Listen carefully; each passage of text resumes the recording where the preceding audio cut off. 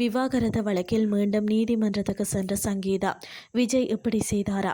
தமிழ் சினிமாவில் ரசிகர்களால் கொண்டாடப்படும் முன்னணி நடிகர்னு சொன்னால் அது விஜய் தான். கோடிக்கணக்கான ரசிகர்கள் வட்டாரத்தை தமிழகத்தில் மட்டும் இல்லைங்க, ஆந்திரா, கேரளா, கர்நாடகா என எல்லா இடத்திலையுமே ரசிகர்கள் உள்ளார்கள். விஜயின் கடைசி படமான ஜனநாயகன் இன்னும் ரிலீஸ் ஆகவே இல்லை.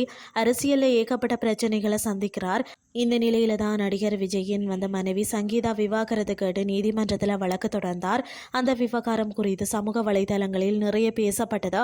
விவாகரத்து வழக்கு விரைவில் விசாரணைக்கு வரவுள்ள நிலையில மீண்டும் நீதிமன்றத்தை நாடியுள்ளாராம் சங்கீதா.